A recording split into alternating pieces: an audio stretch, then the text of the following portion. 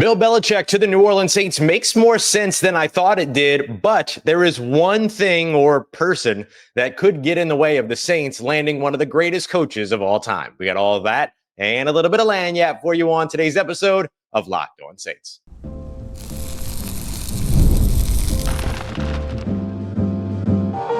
You are Locked On Saints, your daily New Orleans Saints podcast, part of the Locked On Podcast Network, your team every day. What is good, Who Dat Nation and Who Dat family? I am your host, your friend, Ross Jackson, New Orleans native, your New Orleans Saints expert and credentialed member of the media covering those New Orleans Saints as a Saints beat writer over at LouisianaSports.net and Saints analyst with WWL TV. And on today's episode, we're continuing our 5-part series, 5 episodes, 3 coaches an episode, taking a look at a bunch of different potential candidates for the New Orleans Saints head coaching position. And of course, we had Darren Rizzi that we covered back on Tuesday as well. So you can go back to last week to hear why I think Darren Rizzi is already making a very good claim to be the New Orleans Saints long-term option at head coach. Today, we're going to dive into 3 more coaches. We're going to take a look at Baltimore Ravens offensive coordinator Todd Monken, who's just been successful anywhere that he goes. Could he bring that success to New Orleans? We'll take a look at the culture builder, Mike Vrabel, as well, a guy that I've sort of been a little bit lukewarm on, but have been warming up to the more and more that I learn about him. And then we'll dive into, to kick all of this off, Bill Belichick, of course, the GOAT. He's going to be one of the biggest names, if not the biggest name on this coaching cycle. Why the New Orleans Saints make sense up to a point when it comes to landing Bill Belichick as their next head coach. We appreciate you making us your first listen and being an everydayer here on the show, which is a proud part of the Locked On Podcast Network, your team every day. Today's episode brought to you by our friends at FanDuel, where you can place your first $5 bet as a new customer and get $150 in bonus bets if you win that first $5 bet. Just visit FanDuel.com to get started. So we're going to kick off today's episode with Bill Belichick, a guy that, look, I could see any team wanting to get Bill Belichick. There's absolutely no doubt about that. However, does it make sense for the New Orleans Saints? Here to help break down why the Saints actually do make sense up until one point, or rather one person, is Mike Debate from over at Locked On Patriots. Started off asking him the basic question: does Bill Belichick to the New Orleans Saints even make sense from an organizational standpoint? Yeah, I think in New Orleans, I could see him being a guy that would love to come in. Look, first of all, I can tell you from personal experience, Bill's a big jambalaya guy. Living down in New Orleans, I think would be an inclusion. So, yeah, I think that could be intriguing for him. But no, all kidding aside, look, Bill Belichick is looking for an organization that it definitely has its share of history behind it, definitely has its share of being able to handle the spotlight. And we've been seeing the New Orleans Saints handle the spotlight on numerous occasions. An ownership that is dedicated to spending the money that it takes to be able to win and be able to bring in people that may not be the most popular selections among the fan base, but people that he knows he can succeed with.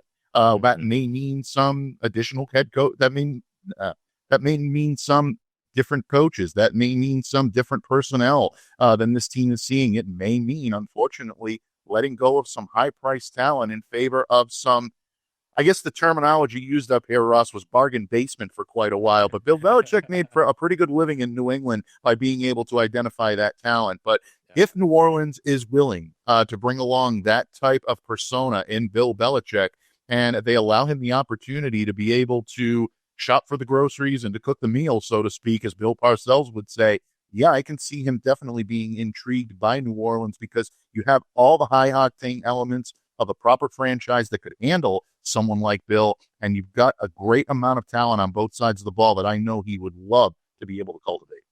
Yeah, I guess that was my next question is, obviously he's any head coach that comes in here to New Orleans that's going to be new is going to look to potentially change around talent, things like that. How do you feel the talent that the Saints have right now, knowing that they don't really have the ability to tear it all down in one offseason? How do you feel about the talent that New Orleans does have, and how Bill Belichick would kind of fit and meld and kind of be excited by what the Saints do have? Well, offensively, I can tell you Bill Belichick would be 100% intrigued by New Orleans' offense and what he could do, or a staff of his choosing could do with that offense. And by Bill Belichick, I mean potentially maybe even bringing in Josh McDaniels as an offensive coordinator. Look, say what you will about Josh as a head coach, but he is very talented when it comes to being able to scheme up offenses. So if that's the case, you're looking at guys like Derek Carr. You're looking at, I know they're on IR right now, but Chris Olave, Rashid Shaheed. These are guys that could thrive in that type of an environment. And Bill Belichick loves to be able to take talented players, make them play together on the field, and really show what they're capable of when they're in the right hands. So from an offensive standpoint, it would be, I think, a great thrill for Bill Belichick to work with an offense that talented. On the defensive side of the ball, New Orleans usually loves to run their base 4-3-D. I'm not going to lie to you. That change under Bill Belichick. He loves his 3-4. He loves those lumbering linebackers that can be able to put pressure and really anchor the middle part of that defense and have guys up front that are capable of taking up the double team. There is talent on that New Orleans defense right now. You know, Cameron Jordan, guys like that I know he would love to be able to work with. Bill's real penchant, I think, would be to rework the secondary a little bit, put guys in there that are capable of taking away your first two top options of an offense, of an opposing offense, and having maybe their lesser guys beat them. This is something that Bill Belichick would absolutely like to employ with New Orleans. So, yeah, I think from a logistical standpoint and from a talent standpoint, there's work he'd love to do to that offense. But that core there, I think, would be intriguing enough for him to at least take a good look at New Orleans. It's interesting. It's we've been doing this series for this is our fifth of six episodes, and outside of the original episode about Darren Rizzi, who I think right now should be considered the favorite to just hold on to the job, this is really kind of the first time that we're hearing somebody say, yeah, that's a coach that would love to work with players like that. Sure, they'll tinker and adjust, which you should expect, but it's really the first time we've heard like somebody say, yeah, that would be something that would fit with this head coach. So I think Saints fans are going to love to hear a little bit of that. Here's the part where I'm really curious. Personally, Bill Belichick is somebody that carries this reputation of being sort of this hard-nosed kind of, head coach, but that also kind of likes to be able to make personnel decisions and kind of have a general manager-like role and stuff like that. That's always a big conversation around him. Obviously, the Saints right now with Mickey Loomis as their general manager, he doesn't seem like he's ready to go anywhere. Do you feel like that's a situation Bill Belichick would be interested in, or is it really as important as people make it sound that he has kind of GM control as well? Yeah, I think this is where I may lose some of the fans that I just gained by saying that Phil would love to work with the talent that's in that room, in that locker room. Being a GM, I don't think is something that is a deal breaker for Bill any longer. I think to have that title stripped from him in New England and still remain as a head coach wasn't an option on either side of the ball. So if they were going to move on from Bill Belichick, I think they needed to move on and cleanly do that. And that's exactly what the Craps did when installing Gerard Mayo. With Bill, I don't think necessarily his new stop is going to include that general manager title. I think he'd like it to, but I don't think it's a deal breaker. However, if you do have a strong presence in the GM room, and the Saints do with Mickey Loomis, that could create some friction that may mark against New Orleans as a potential home for Bill Belichick, because I can tell you there is still a lot of control he loves to have over the personnel on his roster. And if Bill feels like he doesn't have that, things can unravel very quickly, because Bill's style is very hard-nosed and very difficult sometimes for the modern NFL player to adapt to. They're not going to buy into it, and their coach is having difficulty with the front office. That is something that permeates into locker rooms. So I think that's something interesting to watch for when it comes to whoever the Saints are going to pursue. That's something that they need to factor in. It's certainly something they need to give credence to if they're thinking about Bill Belichick. It's interesting. It sounds a lot like a scenario or a structure that's similar to what the Saints had for former head coach Sean Payton would be more kind of attractive to Bill Belichick than where things were with Dennis Allen, where there was a very clear difference between head coach, general manager, all that. But then when Sean was around, he was the head coach, didn't have a general manager tag, but still made a lot of those personnel decisions. Does it sound like it would be like that kind of an arrangement that would be most appealing to Bill? I would think so. If I'm looking at Bill, and I know from personal experience, and again, people that I've talked to that are close to him, he does want to return to the bench next year. He's having a blast this year. Anyone who has Instagram knows he's on social media for the first time, but he's having a great time doing the media tours, but he will be back on the bench, assuming a team is willing to give him that opportunity. And there seems to be teams right now that are looking at him in a new light. I think that would be appealing for him to have more control over the front office personnel matters, not necessarily front office, but maybe just personnel matters that would allow him to put together the team he wants to put together on the field. All right, y'all. One more big thank you to Mike Debate over at Locked On Patriots. Coming up next, we're going to take a look at maybe not necessarily a Bill Belichick, but a Bill Belichick guy in Mike Vrabel, the former head coach of the Tennessee Titans. He's somebody that I've warmed up to. And a big part of the reason why I've warmed up to him is because he can build a culture. But there is one big sort of wrinkle that could get in the way, or at least one big thing that he would have to be okay with, and that's the New Orleans Saints front office. We got that coming up for you next as we continue on with today's episode of Locked On Saints, part of Locked On Podcast Network, your team every day.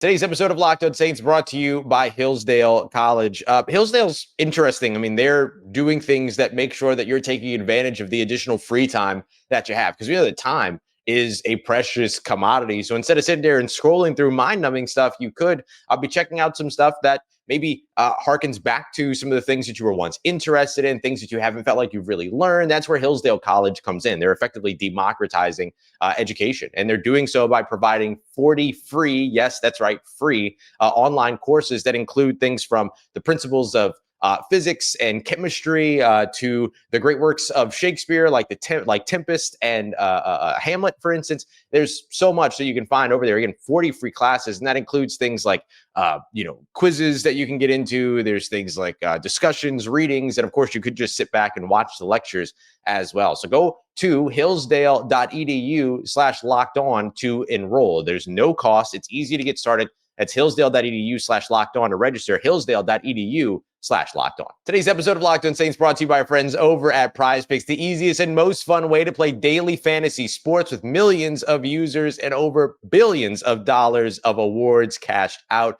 Prize Picks is awesome. All you got to do is pick 2 to 6 players, choose whether or not they're going to come in at more or less than their Prize Picks projection, and bam, you're winning money. And right now, you have the Thanksgiving free square this week. Tyreek Hill, the Miami Dolphins wide receiver, only needs a half of a receiving yard for his projection to hit. So you get that, and then get a correction on one more projection. Then all of a sudden, you're winning real cash. It's that simple. I absolutely love Prize Picks. I've used Prize Picks. I enjoy it. It's a great way to play fantasy sports without having to worry about a bunch of mystery lineups and all that other stuff. It's you and your knowledge of your favorite game against the house. Very nice, very simple. Download the Prize Picks app today. Use the promo code LOCKEDONNFL to get $50 instantly when you play your first $5 lineup. That's Prize Picks. Make sure you download the app. Use that promo code LOCKEDONNFL to get $50 instantly when you play your first $5 lineup. Prize Picks, run your game.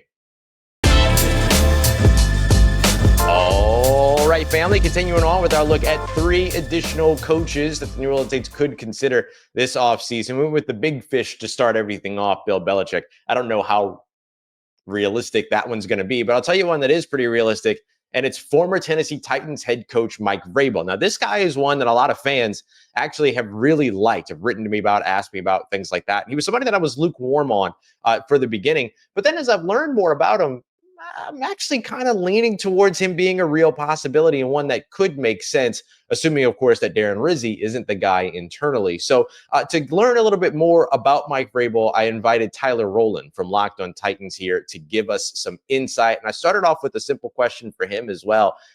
He's a culture builder. Is that the thing that makes him special? And is he really the culture builder that people think that he is? 100%. I think when you talk about the pros and the cons of Mike Vrabel, the number one pro on the list is he does build a culture of toughness, a culture of intelligence. Honestly, a lot of people look at Mike Vrabel and think, brute strength, macho man type stuff. And all that is true. You know what I mean? But there is also a level of we will not be outsmarted. And you see that with the way that Mike Vrabel played with the rule book. There are multiple circumstances where he found little loopholes and he was on the competition committee and he understands things in and out. So Vrabel may be, the brawn that you think of, but he's also a brain too. And he makes sure that his team isn't like the Titans had a rule where you're not allowed to reach the ball over the goal line.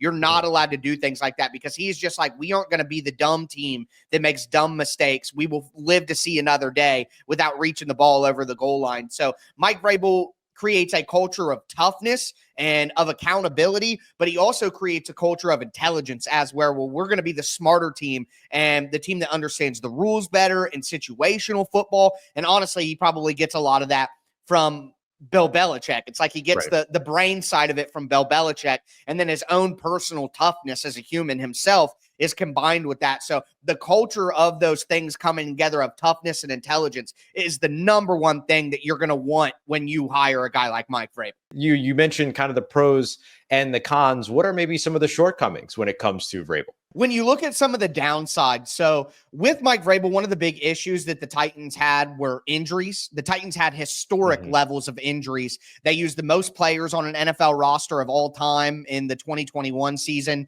91 players on the roster. Now they got the number one seed in the AFC that year, so maybe that's a feather in the cap of Mike Vrabel, but he is a guy who likes to practice hard. And he likes to push the guys in the offseason, in the preseason training camp.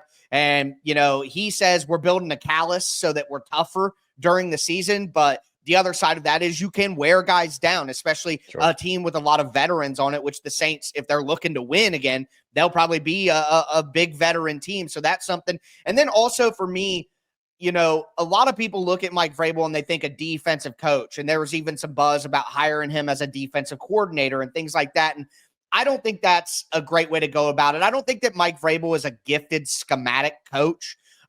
His 1 year as a defensive coordinator with the Houston Texans, they had the worst defense in the NFL. And then in 2020, the Titans just didn't hire a defensive coordinator that year. They let Shane Bowen, who's currently the defensive coordinator for the Giants, kind of be a pseudo defensive coordinator, but Mike Vrabel wanted control. He did not want to hire an actual defensive coordinator, promote one of his guys to be the official defensive coordinator because he still wanted to hold on to those reins. So, and in that year, the Titans were not very good on defense. So the point is, I do not think that Mike Vrabel was a very gifted schematic coach. Now, we're talking about Mike Vrabel. He knows what he's doing, but I think he needs guys who are really good play callers. I also have to mention this. He is a cantankerous personality. He is rough around the edges. He is, and this appeals to me directly, Ross, because, you know, this is the kind of guy I am too. I don't really have time for nonsense. I don't like the excuses. You know, I'm just a get the job done kind of guy. And he's been known to be pretty forward with his players, pretty direct. He uses foul language. He's coarse with these guys. It was funny on the Thursday night game with the Browns and the Steelers. Oh, yes. Yeah. Kirk Herbstreit mentioned that Mike Vrabel talks the same to his kindergarten football players as he does the Browns. And I'm like, send him to jail then. That's not how we talk to kindergarten kids. Cussing out all the kindergartners. Like, let's calm down. What are you doing there? But, you know, there are downsides to that. Mike Vrabel really rubbed people the wrong way in the Titans organization. He's a guy who can wear out his welcome pretty quickly because he does not value the soft touch that a lot of relationships are built. There are a lot of pros, but there are some serious cons with Mike Vrabel as well. And you wonder how he will improve or maybe reflect on some of those before he gets a second opportunity.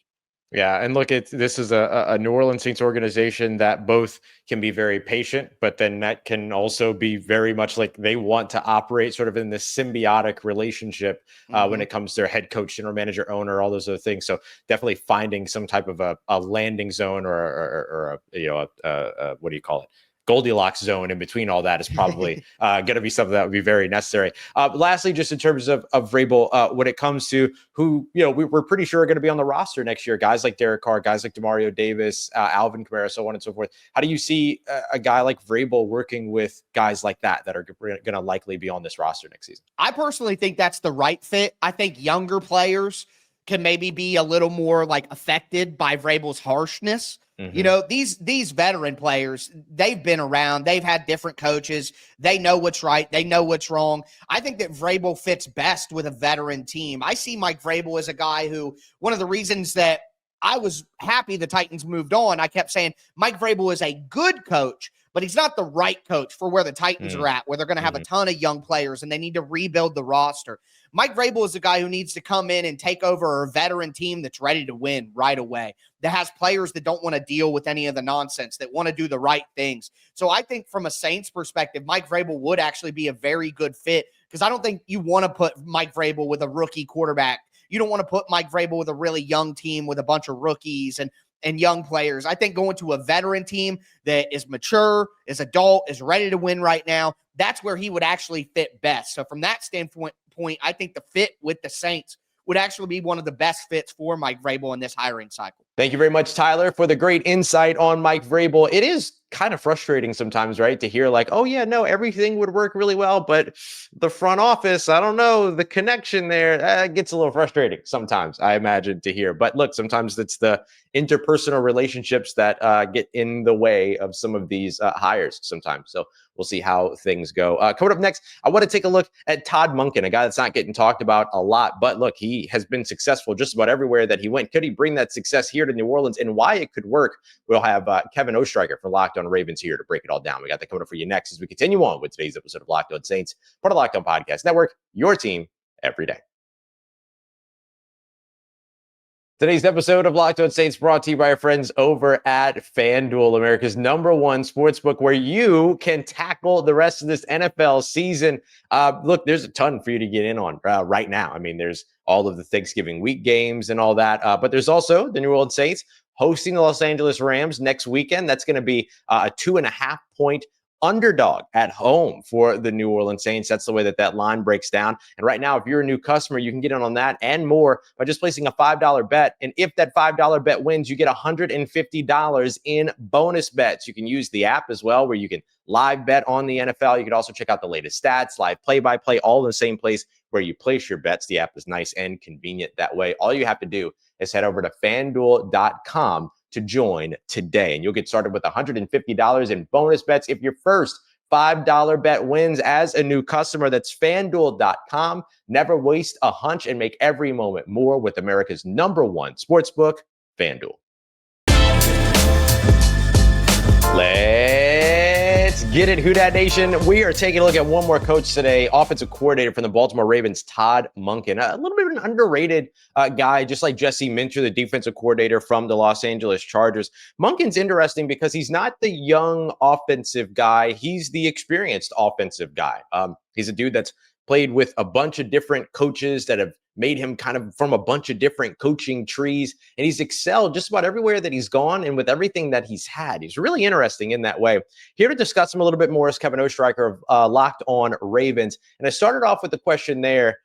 What is it that makes Todd Monken, who hasn't had an NFL head coaching job, what is it that makes him a good head coaching candidate? And one of the things I think he does really well, Ross, and this is honestly dating back to his days in Tampa as the offensive coordinator, Cleveland there as well. Even in Georgia, he did this, was he adapts the personnel really, really effectively. So he comes into situations, and obviously it's a little different being an offensive coordinator than a head coach, where you can have more of a say over who you have on your team. But Todd Monken came into Cleveland. It was that 1 year under Freddie Kitchens, which was just a disaster all around for the Browns. But, that offense, Todd Monken, after 3 pretty bad rushing years in Tampa, when he had guys like Doug Martin and Peyton Barber, he wasn't really giving guys on that side of the ball.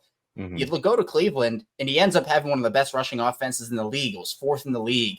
And then on the flip side of things, that passing offense in this Tampa years, Mike Evans, Chris Godwin, Deshaun Jackson, he was top 2, top 5. He was cooking with those passing offenses. But again, he goes to Cleveland, and that was Baker Mayfield. And that wasn't the Baker Mayfield we see now in Tampa Bay. And he did have Odell. He did have Jarvis Landry, but there was a lot of dysfunction, and that passing offense kind of fell off a cliff for what Cleveland needed it to be. So when you talk about when he came into Baltimore, there was a lot of conversation because Georgia, they were a high-flying offense. They were throwing the ball and making things happen. They also had a rushing game as well, and that was a big part of what they did. But Baltimore's identity has been, all right, well, we're going to run the football. We're going to make things happen. Patrick Ricard is a fullback, and in today's game, I mean, who has a fullback anymore? And so Todd Monken comes New Orleans in. does. There's still some teams, definitely. And that's no shade to Patrick Ricard or anybody who plays that position. But Todd Monken comes in and he adapts. And now this season, they've evolved their offense in year 2 of Todd Monken's system. And now they're throwing the ball even more effectively than they did. But Monken had a top 5 passing unit last year, as well as the best rushing offense in the league. This year, they're the best passing offense and the best rushing offense in the league as well. So he adapts to his personnel. So whether you want to put a roster around him with a bunch of heavy sets and want to run that ball, or if you want to make a high-flying offense, one of the things he does really well, which a lot of coaches don't do well. I think that's an underrated part. It's really hard for coaches to do this, but Todd Monken, it's pretty seamless for him. Yeah, just about every offensive coach that we've talked about so far throughout this series has had some kind of specific system that they run. Joe Brady runs his West Coast spread kind of blend. You go to the Shanahan guys. You go to some of the Air Coryell and West Coast guys. Like you can kind of find the lineage there. Monken's really interesting because he's got ties to Bill Walsh. He's got ties to Bill Parcells. He's got ties to all these other things. I think the Ravens bio says he doesn't come from a coaching tree. He comes from a coaching forest. I assume that plays a big role in his ability to be able to shape and blend to what weapons he has.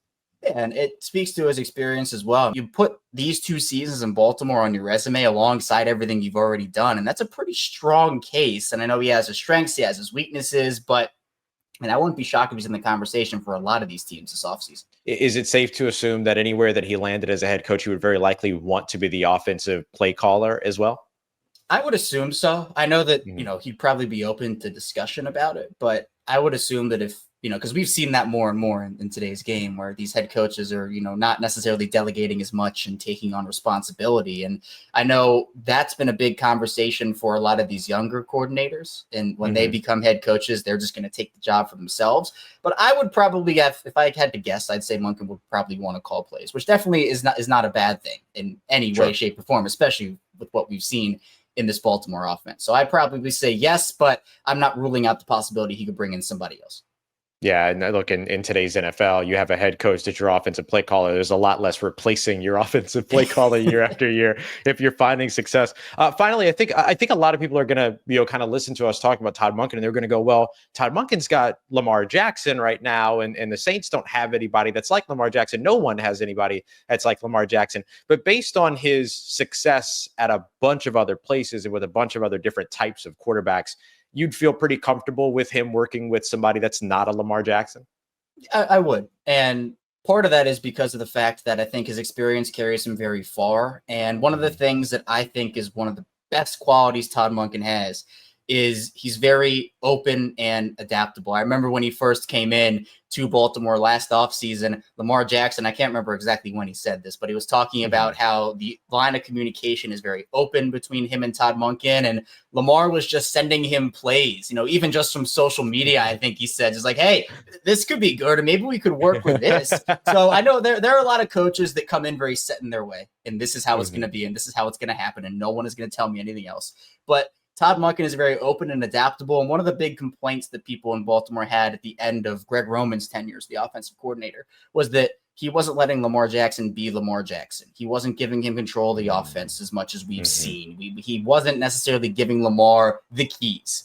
Well, when Todd Monken come in, Todd Monken comes in and says, we are making sure that Lamar Jackson has the keys to this offense. He, John Harbaugh, and Lamar all had that plan. And that has helped Lamar grow tremendously. Obviously, maybe on pace to win back-to-back MVPs here after winning it last season. Maybe. And the other thing is that during his availabilities, the Ravens have their coordinator speak every Thursday for Sunday games, and he's very open and he self-criticizes, he self-evaluates right there with the media, right there in front of the microphone, where, again, some coaches are very much like, we'll get him next time. Or, maybe this will work, maybe it doesn't, or very closed off. Todd Monken is very open. He's actually a very funny guy, too. I think he provides a little bit of levity in his answers, too, which is very refreshing. But I think that's what people want to see, not even just fans, but players. It goes a long way. Organizationally, it goes a long way. So, we can talk about him as an offensive play caller and, his acumen to be a head coach based off his experience. But to me,